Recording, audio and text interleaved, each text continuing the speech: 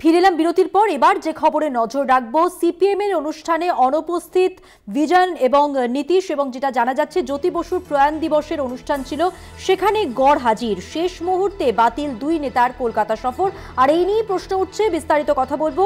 News room থেকে সরাসরি রয়েছেন আমাদের পলিটিক্যাল এডিটর আশিস চট্টোপাধ্যায়। আশিসদা, নীতিশের অনুপস্থিতি ইন্ডিয়া জোটের ওপর কতটা প্রভাব পড়তে পারে, কি মনে হচ্ছে?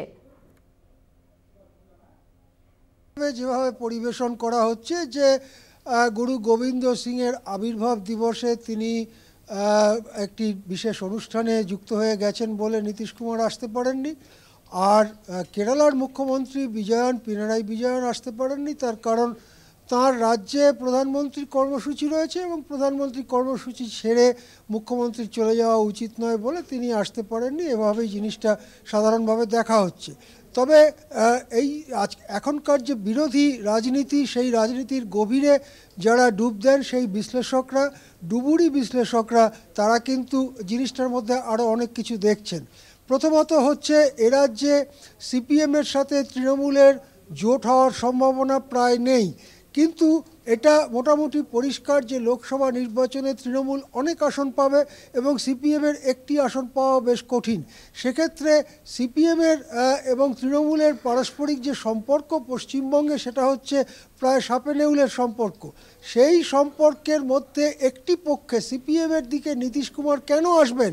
আজকে রাজনীতিতে, বিরোধী রাজনীতিতে সিপিএমের কী মূল্য আছে পশ্চিমবঙ্গে, এইটা কিন্তু ভাবাচ্ছে রাজনৈতিক বিশ্লেষকদের।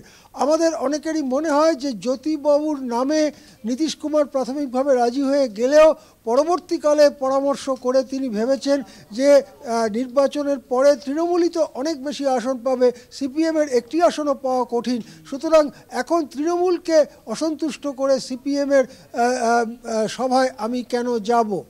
পিনারাই বিজয়নের ক্ষেত্রে কিন্তু ব্যাপারটা আরও একটু অন্যরকম। আমরা সকলেই জানি যে সিপিএমের অন্দরে দুটো লাইনের লড়াই চলে। সাধারণভাবে সংবাদ মাধ্যমে বলা হয় কেরালা লাইন এবং বেঙ্গল লাইন। কেরালা লাইন হচ্ছে কংগ্রেসের বিরুদ্ধে, কংগ্রেসের চরমতম বিরুদ্ধে তারা, এবং কেরালায় প্রধান দুই প্রতিপক্ষই হচ্ছে সিপিএম বনাম কংগ্রেস। আবার উল্টো দিকে পশ্চিমবঙ্গে এখন সিপিএমের তথা বামফ্রন্টের যা অবস্থা, তাতে কংগ্রেসের হাত না ধরলে তাদের খুবই খারাপ জায়গায় চলে যেতে হবে, এবং তারা প্রকাশ্যেই বারবার বলছেন আমরা কংগ্রেসের হাত ধরতে চাই। এখন এখানে এই রকম পরিস্থিতিতে যদি পিনারাই বিজয়ন এসে পশ্চিমবঙ্গে অনুষ্ঠানে যোগ দেন এবং সেই অনুষ্ঠানেই মোহাম্মদ সেলিমরা যদি কংগ্রেসের সঙ্গে জোটের পক্ষে সওয়াল করেন, তাহলে ফিরে গিয়ে কেরালায় পিনারাই বিজয়নের জবাব দেওয়া বেশ কঠিন। এই সব কারণ কি পিনারাই বিজয়নকেও পিছিয়ে দিল জ্যোতিবাবুর নামাঙ্কিত এই অনুষ্ঠানে আসতে? এসব নিয়েই কিন্তু রাজনৈতিক বিশ্লেষকদের মধ্যে নানা রকম চিন্তাভাবনা চলছে। হ্যাঁ, ধন্যবাদ। কথা বললাম আমাদের পলিটিক্যাল এডিটর আশিস চট্টোপাধ্যায়ের সঙ্গে। আপনাদের জানিয়ে রাখি যে আজ রাজ্যের প্রাক্তন মুখ্যমন্ত্রী জ্যোতি বসুর প্রয়াণ দিবস, এবং সেই উপলক্ষেই নিউ টাউনে বসুর নামাঙ্কিত স্টাডি অ্যান্ড রিসার্চ সেন্টারে ভিত্তিপ্রস্তর স্থাপন অনুষ্ঠান ছিল, এবং সেই অনুষ্ঠানেই, সেই কর্মসূচিতেই আসার কথা থাকলেও তা বাতিল করেছেন কেরলের মুখ্যমন্ত্রী তথা সিপিএম পলিট ব্যুরোর প্রবীণতম সদস্য পিনারাই বিজয়ন এবং সেই সঙ্গে বিহারের মুখ্যমন্ত্রী নীতিশ কুমারও। এবং সব মিলিয়েই যে প্রশ্ন উঠেছে তারই বিশ্লেষণ করলেন আমাদের পলিটিক্যাল এডিটর আশিস চট্টোপাধ্যায়।